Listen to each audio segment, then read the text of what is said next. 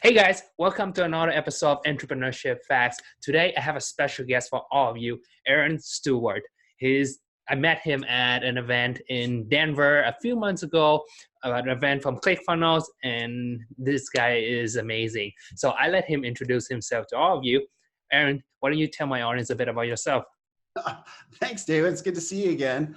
Denver was fun. Man, we learned a lot there. That was a great week. My name's Aaron Stewart. I am just serial entrepreneur. I've been doing entrepreneurship now for almost 30 years.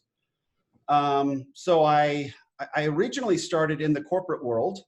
I really thought that was the way to go. My father's an entrepreneur and my grandfather was an entrepreneur, and they worked long and hard hours. And I thought, you know what? I don't want to work that long and hard. So I went to school, and a little bit different than the rest of my family, and ended up getting, I got a bachelor's degree, a master's degree, and even went on and got a PhD.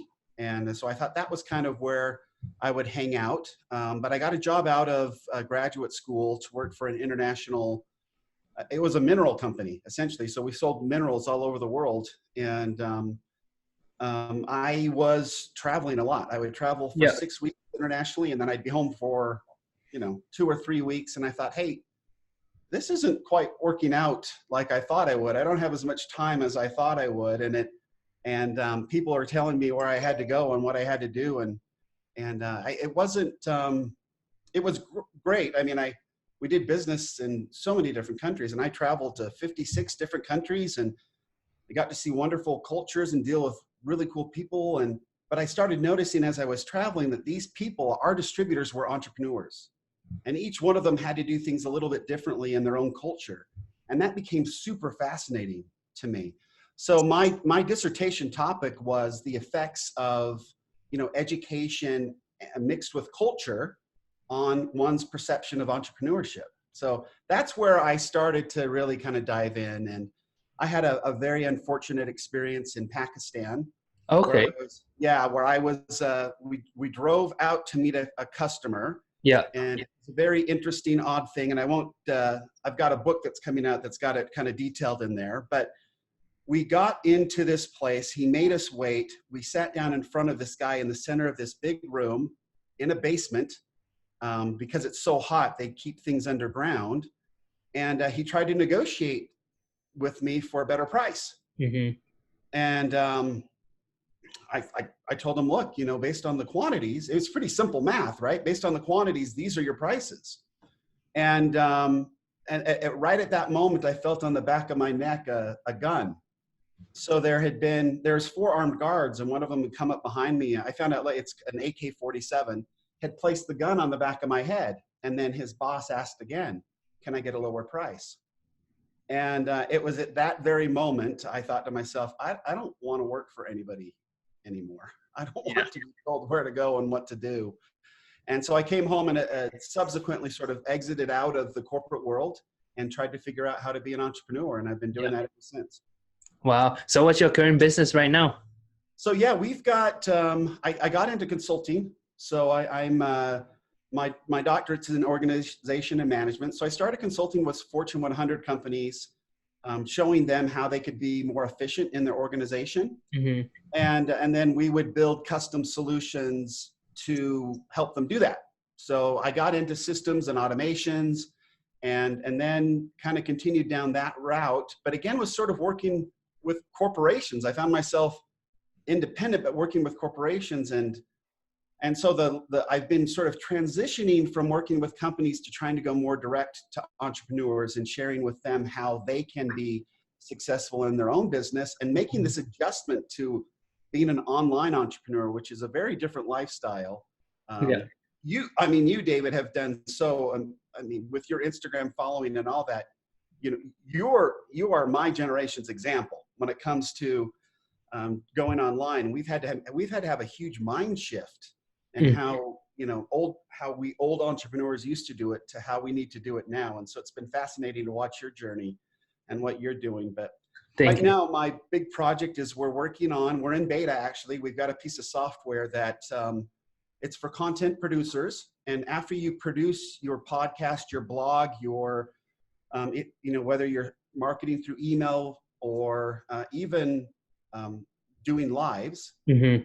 as soon as you get done, our automation will take the title of whatever you've done, create graphics, and then distribute it over, 6 social media networks without you touching it. Nice. And it drips it out over the course of about 12 days. So you don't burn your list. And then every morning we deliver to you the top 25 to 100 trending articles in your particular area of expertise. So you don't have to do a lot of research to produce your content. You just take your experience and your understanding, and we give you the content, and you work that together. And so I'm just trying to find out a way to, as a podcaster myself, I became very frustrated with the research it took to Yeah. always come up with a new show. And then to market it when you get done as a solopreneur, it's a nightmare, right? You publish, you work hard and you can publish a podcast in like an hour and a half. And then you take the next 5 creating graphics and posting it everywhere and trying to remember your passwords and Mm-hmm.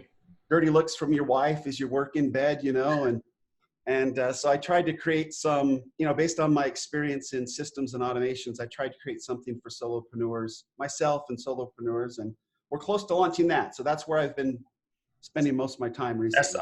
That's awesome. Is that a software platform or how? Yeah, it's a software. Yeah, it's just going to be a software platform. We've got about 4 people in beta right now. I've been using it for about 2 months, and yeah, it's working pretty well.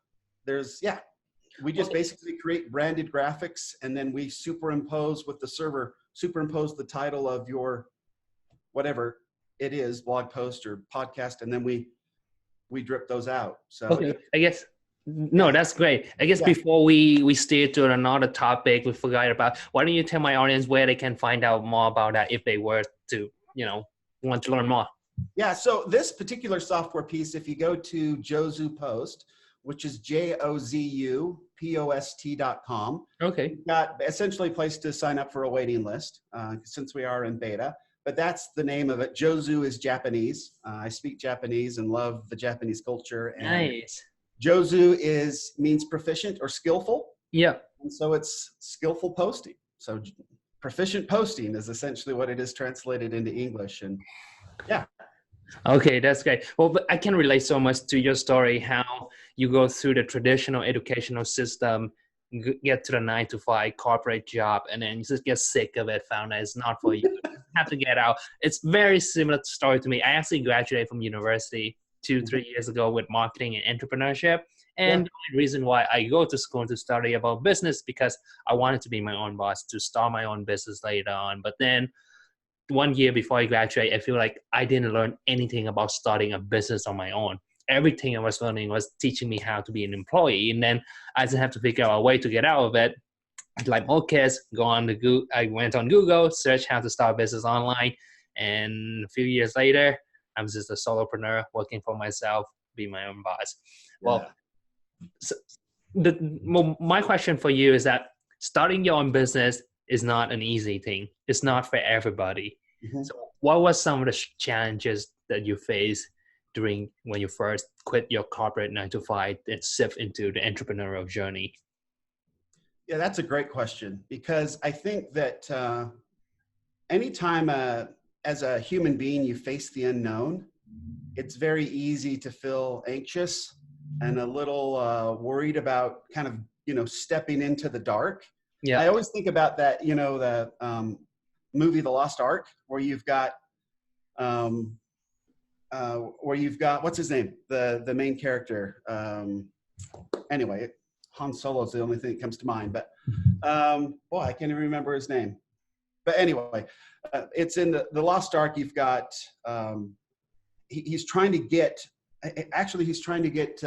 across this ravine, and he's just told to trust, and he takes a step into what could be the end of it, and it turns out it's a pathway that goes across. And I think sometimes in entrepreneurship, as we get started, and I think you probably did that, you went out and searched on the internet and kind of went, okay, here's some ideas, but I don't know if they're going to work for me. And you just jumped in, and lo and behold, there was a bridge there, and you got going, and things turned out okay. Now, does that mean it's easy? No, it's definitely difficult learning these things. But I will say the one thing that I think most entrepreneurs should do, anybody who wants to own a business on their own, is just learn everything. I mean, if you've got an interest in something and you don't think it fits, doesn't matter. Learn it. Hmm. Because we're creating, entrepreneurs are most effective when we're unique. We need to be unique in order to look at problems that have been there for a long time and come up with unique solutions. And the way to do that is to learn all the stuff that you're interested in. And then when a problem presents itself, you are going to be able to look at that in a different, a different frame from different lenses and come up with a unique solution that nobody else would be able to do. And that's your calling, So I always encourage entrepreneurs getting started to stay involved in what you're interested in, because you don't know where down the road that's going to be the big idea. The stuff you've learned and the stuff that you've experienced, that will bubble up as your passion, and you will find something that you are uniquely qualified to solve and make the world a better place. That's kind of the calling as an entrepreneur. So to take that risk and take it on and then solve the problem for mankind, which is kind of a cool thing. All right. So you mentioned that entrepreneurs should learn all kind of skill set, but in your opinion, what do you think is the most crucial skill? What's the number one skill that they should learn first? I like that. That's a good question. I think the number one skill is you have to learn to be positive. You have to learn to be optimistic. I think a lot of entrepreneurs make a huge mistake. A lot of human beings. I mean, let's just not say entrepreneurs. I think in my consulting with organizations, I noticed this as well, is that we as a people tend to set goals, and then goals become some kind of an endpoint. And so we work, try to get to the goal. And when we get the goal, then we celebrate. But we make this journey just a nightmare. Like, I've got to work harder. I've got to do things. Oh, you idiot, get up and get to work. You've got to do. And until I get this goal, I'm not a success. And that is just absolute garbage. It is a way to burn out, to become frustrated and negative and upset. But this is how corporate America works. Like, everybody shut up, keep your head down, and work until we reach our goal. Mm-hmm. Once we reach our goal, we'll have a party. It's a very bad way to, as human beings, we're not, our DNA does not work that way. Okay, so when you were little, David, and you were learning to walk, you probably don't remember, right? But I guarantee, I've got 3 kids. When my kids were learning to walk, if they stood up and fell on their heads, we would just applaud them. Like, good job, awesome job. When ultimately it was a total failure. They didn't walk. Yeah. They fell over. I mean, it was a disaster, So, but we kept encouraging. We would shower them with encouragement. When they learned to read, when they picked up a spoon and put something in their mouth, we went nuts, like it was the greatest thing in the world. That's how we humans learn to overcome and achieve big things. Learning to walk is not easy. Learning to talk is not easy. Learning to feed yourself, not easy. Ask anybody who's lost the motor skills to do that and had to relearn it, and they will tell you that is brutally hard work. Well, we learned to walk and read and do all things without a goal. We were just so encouraged in our effort that we figured out really cool things. Unfortunately, somewhere along the line, we as humans change, right? And so we hold our encouragement and our praise until you accomplish something. So until you get your room clean, I'm not telling you that you're a good kid. Until you show me a report card full of A's, I'm not telling you you're a good kid. When we raise them with just encouragement for any little effort. So it changes in the house, and then you go out in the big real world and it's even worse, right? Your bosses are like, no raise for you, no nothing for you unless you hit these benchmarks. And if you don't hit them, no praise, no nothing from me. Just do your job and take your money home and stay quiet. So I think as entrepreneurs, we don't have, a lot of times we're out there alone, solopreneurs especially. We need to learn to make sure that when we put forth any sort of effort, we congratulate ourselves. Mm-hmm. So I had to learn this pretty early on, but like if I'm driving to work, to the office, like I came into the office today, I probably I definitely told myself, good job, after I started the car. Like, well done, bud. And the car started up and I backed out and I didn't hit anything. Yeah. And I thought, nice job. You hit nothing. Now I'm driving down the road. I was keeping the speed limit. Nice driving, bud. And I literally encourage myself all day long. what you'll find is if you do that, and then if you tie it towards an effort, I know that all these efforts get me to the office so I can work on the project. And then the project, we're going to launch this thing and it's going to go great and everything's going to be super. But I have enjoyed the entire journey because I have been encouraging myself the whole entire time with every tiny little bit of effort. And so I'm basically becoming, as entrepreneurs, if we can become our biggest fans when we put forth any effort, then it's very energizing, exciting, fun to be an entrepreneur because we're always putting forth action. We're always putting forth effort and taking action. So there's a lot of opportunities to say, David, well done, dude. You got up on time, or you set your alarm to get up at 2 minutes earlier. That's a good job. And making sure that we give ourselves credit for any effort we take. And because any item, right, any object in motion stays in motion. So if we are giving ourselves credit for every little action we take, the chances are we are going to continue to take action. Then when we get to the goal and we actually accomplish something, it's more like it's a check mark. We got all the enjoyment the whole journey. And now we've got our goal. Of course, we're going to get to our goal. We learn to walk, read, whatever. That's what we do. And we check it off and we come up with the next one. But the journey becomes the total fun thing, not reaching something. So I think that's the biggest thing as an entrepreneur. You've got to make sure that you stay positive. Mm-hmm. That's really the most effective way to do it because it's already inside us. We learned it when we were very little. The encouragement is the way to get really cool things done. So. No, I think that's a very interesting point. There's a quote from Tony Robbins that I really like. He says something like, we often overestimate what can be done in 1 year and underestimate what can be done in 10 years. And as an entrepreneur, when you start a business, it takes a lot of time and effort. It takes years for any business, traditional business, to see any significant result. And if you're a new entrepreneur, we tend to think that, okay, if I start this business, I could probably quit my job in a few months and get rich next year. That's what a lot of people think. And yeah, if that's your mindset, walk into business, you probably will struggle a lot. I myself too, like I set big goal for myself and I want to achieve it. But sometimes I have trouble with that too. I thought, okay, why am I not where I wanted to be yet?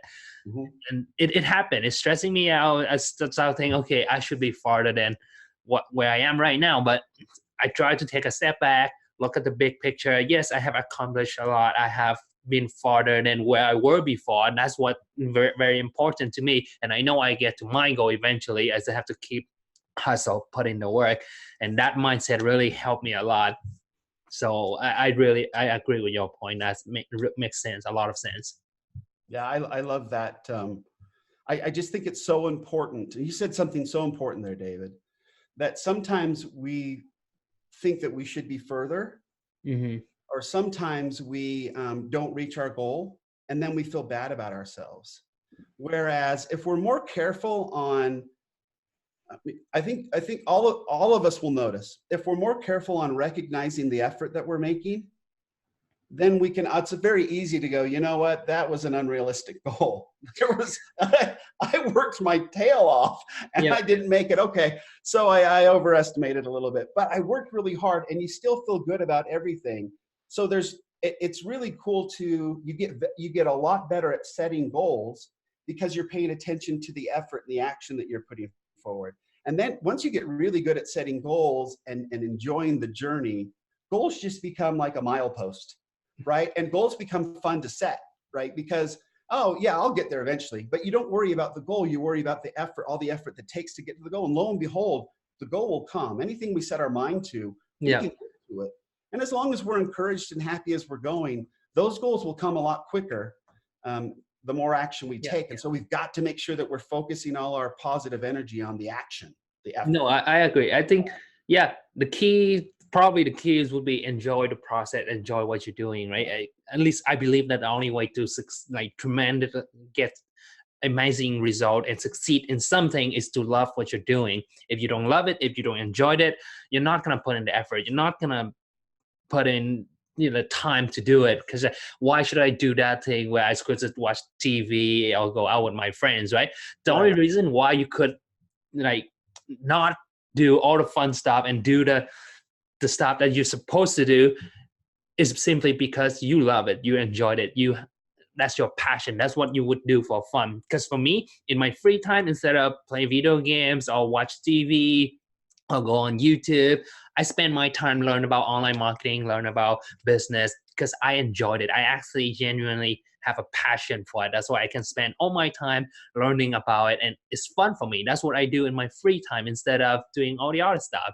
So I think that's a very important key, that you need to enjoy what you're doing and have a passion for it. Yeah. I think you agree with that as well.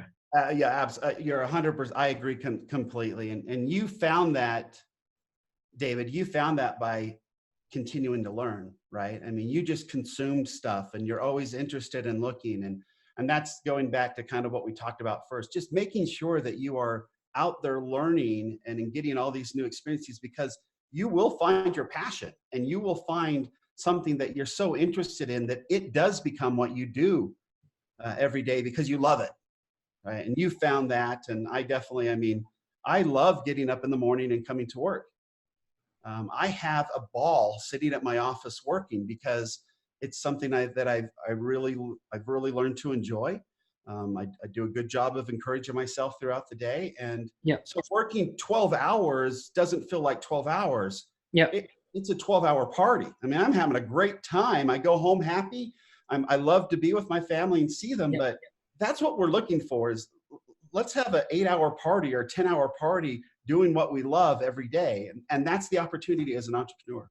Yeah, no, I love that. So what would you recommend for somebody who doesn't know what they're passionate about, that doesn't know what the life purpose is? How would that person find it? Yeah, so I think that's such a great question. And it goes back to making sure if you have an interest in something, dive in, learn about it, really embrace it. I think that the biggest problem that people have as when you're pursuing your passions is we get tripped up in, I don't think I can make money doing this. Well, that's not what we're worried about. Don't worry about the money will come. The money's not a problem. It's becoming passionate about something and learning about something and then applying your own unique skill set and experiences and all that to whatever you're learning about that makes it uniquely you and makes it the solution uniquely yours. And is the solution you come up with going to cure cancer? Maybe not, but for a lot of people, it's going to change their life because they seeing things similar to the way we see things. And you'll develop a tribe, a following, a group of people, of like-minded people who love the way you see the world and will follow along with you and become part of your journey. So don't let money be the motivator. Let your passion be the motivator. Find what you're interested in, and you'll know, because you'll want to get out of bed at 5 in the morning and get back to it. Mm-hmm. To learn more about it and whatever that is. And that might spin off into something else. So I think a lot of people try to limit the scope of what they're learning. And that's usually where they fall off. I mean, you've got a lot of people that have a lot of dreams about becoming an entrepreneur and having their own business. Mm-hmm. And they start into it and go, I don't know if I can make money doing this. Don't let that stop you. Just dive in, become an expert at whatever you're passionate in. And there's just so many ways to make money after you become an expert. So what are your thoughts on those who understand what you're saying? They want to figure out their passion. They want to try things. However, they are afraid that not just the money part, but they're afraid that they're wasting their time figure out something that they don't even know if it exists or not. They don't know if they are passionate about anything, and they don't want to spend years in their early 20s where they could just go to school, get a corporate 9 to 5 and stick with it. And then a few years later, be stable and, have a stable career. They don't want to waste their time. And then one day when they're 30, they realize, okay, I have nothing. I don't even have a career yet. I think that's the biggest fear for a lot of people that I see, people in my friends in my generation that I can see. What would you say about that? Well, I'm still obviously I've done a lot of schooling. You've done a lot of schooling. If that's something that you're interested in, I have no problem with going to school. I encourage my children. I've got one child who's entering school, this next semester. Well, he'll be going into the university. But I think you have to go into learning, and wherever you choose to learn, that's great. I don't care if you go to the library and check out a bunch of books. I don't even know if kids your age go to the library anymore. I think maybe just buy the Kindle version, right? So, or ebooks. But whatever that is, make sure that you're learning. So if you're going to the university, great. Take all the different types of courses you can and learn about it and see where your interests are. If you don't feel comfortable jumping in and being an entrepreneur right now, great. Learn. Take the time to learn stuff. And it doesn't matter what it is, as long as you're interested in it, you can turn it into a business eventually. I mean, some of the craziest ideas have been really beautiful businesses. And I mean, FedEx would not be FedEx had he listened to what his professors and teachers were telling him. They told him he was an idiot. There's no way that would work. A global shipping system, you're a moron. Nah, it seems to have done pretty well, So don't let anybody tell you any differently, but get out there, learn, figure out what you're interested in, and let it go. If that's in a university, great. If the only problem with the university is they kind of can get a little expensive, and I don't like to get into debt and have debt hanging out with you. So if there's a way to work through school, I always think that that's better. That's what I'm encouraging my kids to do. But like you, I mean, YouTube and learning and researching online marketing, there's so many cool resources out there, but just make sure that you're learning. When you get to a point where you feel like you're an expert at something, where you feel like when that topic comes up, let's say this is a great measuring stick. Let's say you're standing in a room of 20 people and a topic comes up, a topic that you're passionate about.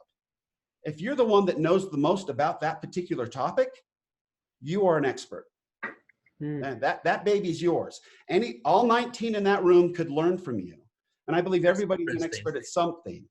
And all of us get better. All of us get better when we're learning stuff. And so get to a point where you can teach something that you're passionate about, and the money will be there.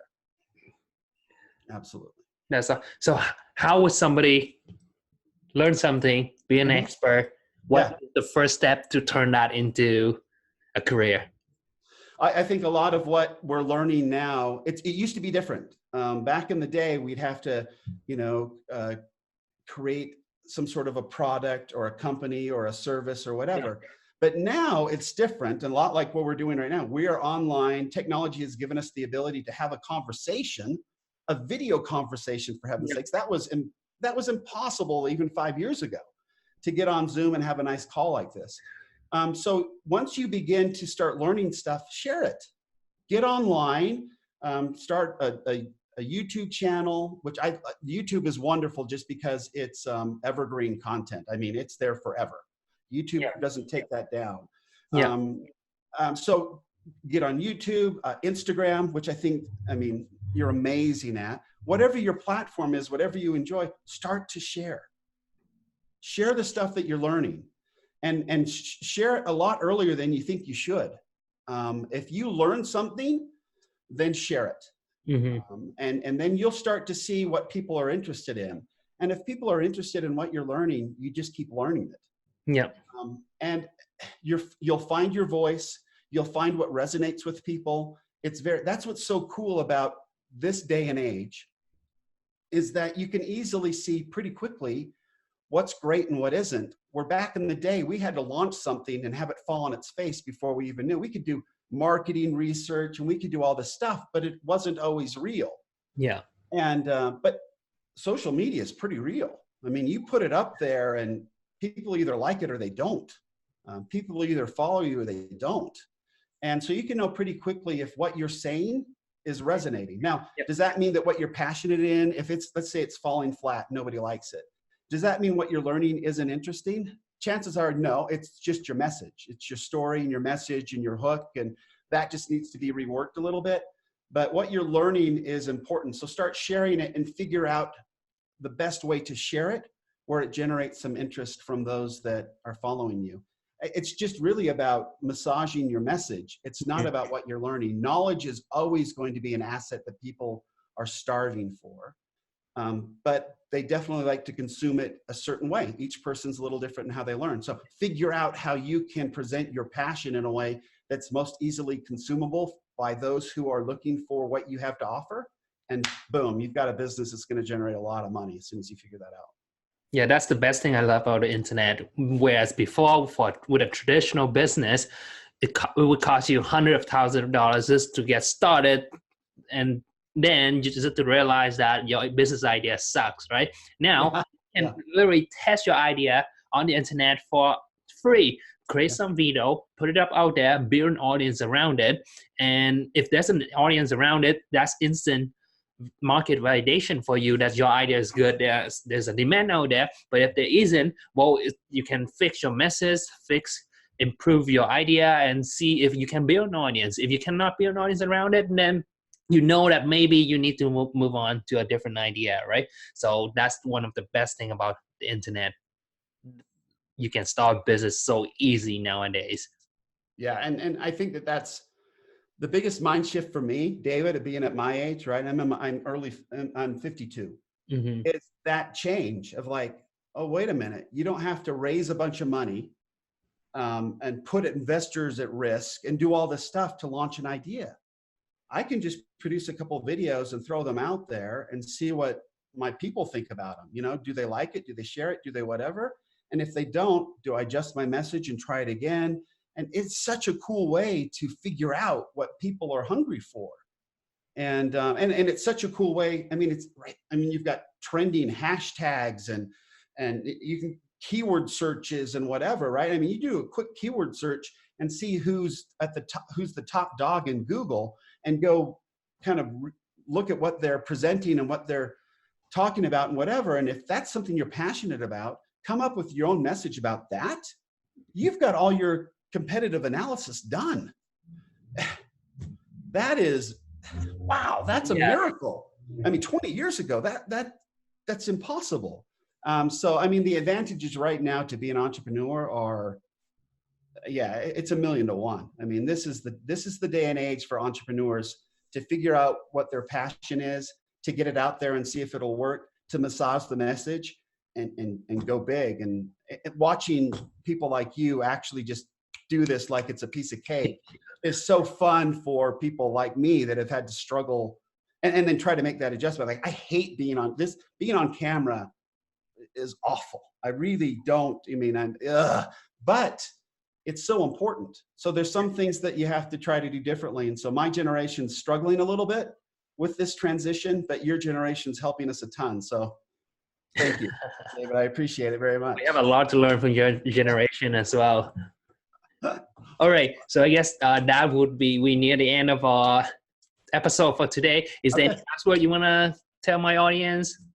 Yeah, I hope that everybody out there you're a lot better than you think you are.